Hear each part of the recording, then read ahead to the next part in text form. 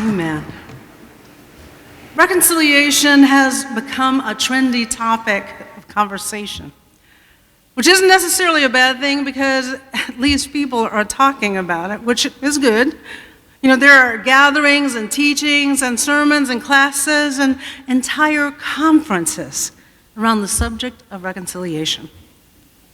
But if we are not careful, it's quite possible and tempting to be more in love with the idea of reconciliation than to actually engage in the work of reconciliation, the arduous, painful, and messy marathon work of reconciliation. So the pivotal question that we must ask ourselves is, are we more in love with the idea of following Jesus than actually following Jesus? Included to and through some different areas. The work of reconciliation or resetting relationships is hard work, and it is heart work. And anyone who tells you differently is obviously not engaged in the work of reconciliation, or they are trying to sell you a bunch of hooey. I believe that we can all agree that we are living in challenging times. Times that demand the important and critical work of reconciliation. We may know where we want to go, but we may not know how to get there. We need a map. We need a guide. Today I ask us to consider the Sermon on the Mount, our map, and Jesus as our guide. So how do we reconcile with our next door neighbor? How do we reset our relationships with our coworkers or, those folks at church?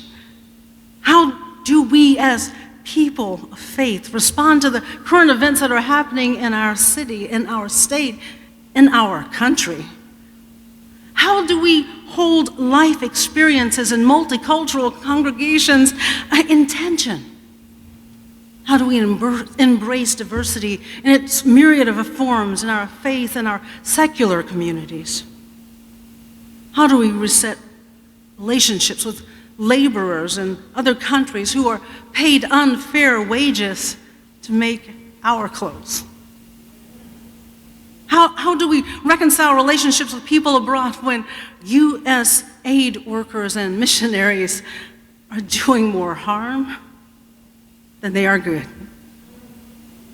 How do we reset relations with people in India and Pakistan and Russia and China when these folks that we have never met, but our lives intersect in large and small ways through our consumerism and our social media? When we think of relationships, we tend to think close in. We tend to think about how do we deal with those whom we impact on a regular basis, like our spouse or partner or our kids if we have them, or maybe even our extended families or our coworkers or our friends. We forget that we have relationships with all of creation. When Jesus was asked, what is the greatest command? He said, love the Lord your God with all your heart, with all your mind, with all your soul, with all your strength. And the second is this: love your neighbor as yourself. There is no command greater than these. So who is our neighbor? The one who would have mercy. Jesus flips the script on us and the inquisitive lawyer who asked him, who is our neighbor? You see, we want to establish how narrow a band of people that we have to treat as neighbor. How narrow a band of people we have to show love. And Jesus leaves us hanging in the air with an unspoken question. So who are you going to be? I hate it when he does that. Because Jesus doesn't doesn't narrow the field of who we are to love. He expands it into the whole world. I want to get caught up in questions about, so who are we supposed to help, and when, and where, and how, and what if it makes me late to Sunday school? Jesus says nothing as we convict ourselves, as we answer the question. The neighbor is the one who has mercy. The one who has mercy. Well, crap. So if I'm a disciple, if I'm actually a follower and not a fan of Jesus, now I have to grapple with the question, with whom will I have mercy? Will I offer help whenever help is needed? Will I intervene when justice is not being extended? Will I march to support my trans neighbor's visibility? Will I protest when another life is lost to gun violence? Will I buy sustainable food sources? Will I stand on the side of love wherever love is needed? Is that what Jesus is asking us to do in Matthew 5:21-37? Is Jesus asking me, will I release my anger and resentment from not getting my way in order to be in right relationship? Will I refrain from using language that will kill the spirit of another?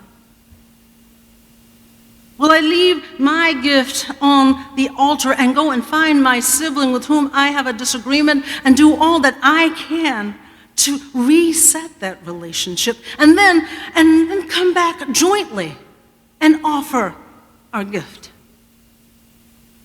Is Jesus asking me not to covet others' resources or objectify another person for my personal needs?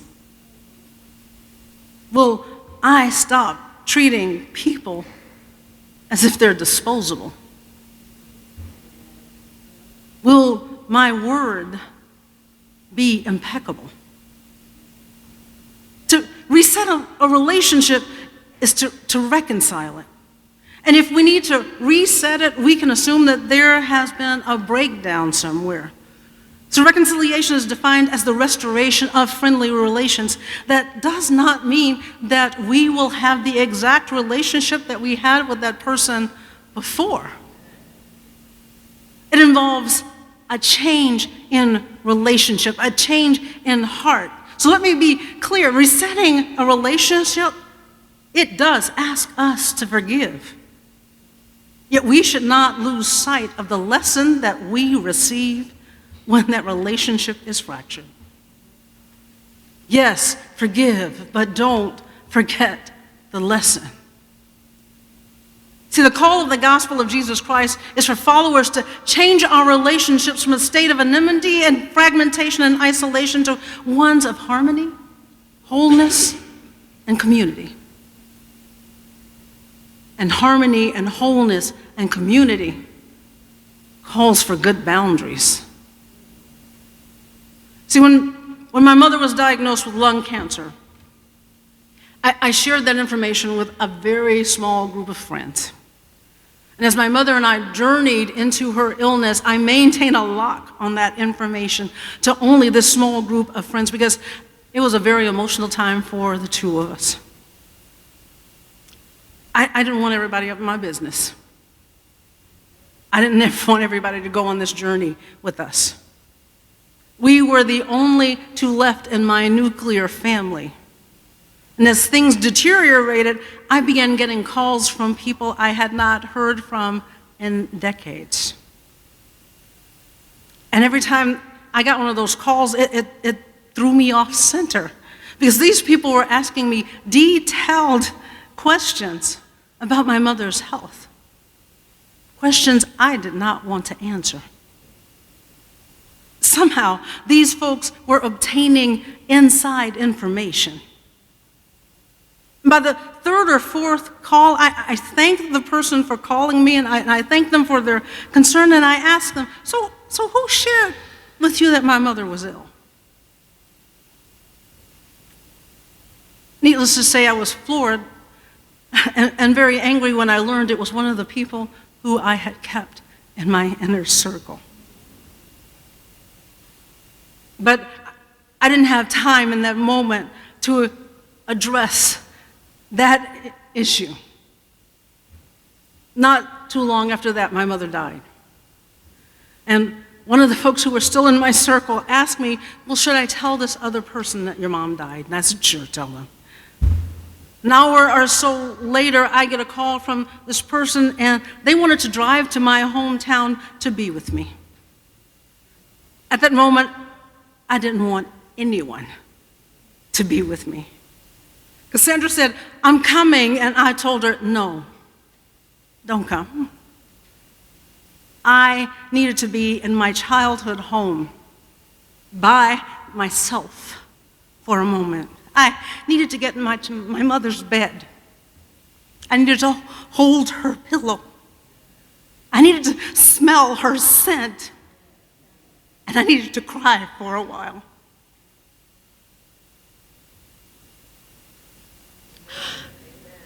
Fast forward a few months later. This person invited me out for drinks to explain to me how wounded they were because I wouldn't let them come the day of my mother's death. They didn't understand the how or the why I treated them that way. I explained that I didn't want anyone with me, and that included my wife. I didn't want to have to care or to think about anybody but myself in that moment. And they pushed back and said, well, they should have been allowed to be there for me. I realized in that moment that this sacred journey my mother and I had been on, for them, it was about them. It had nothing to do with what I needed from me in that moment. And nothing I could say would change that for them. And I realized in that moment I needed to change the boundaries around that relationship. I knew I had to reset that relationship. I knew I had to establish new boundaries about how they could be a part of my life. I knew in that moment I had to find a way to show mercy instead of anger. And I apologized to them, which is what they were looking for. Yes, I apologized that what I needed to do for myself felt like rejection to them. And they were gracious enough to accept my apology. And I have kept them at arm's length since then. I have not cut them out of my life, because this is someone who has been in my life for decades, but they are no longer a part of my inner circle. Per Jesus, resetting or reconciling our relationships are the greatest command. Reconciling allows us a deepening of the understanding of the complexities of being in relationship by allowing what is emerging to transform our lives. Will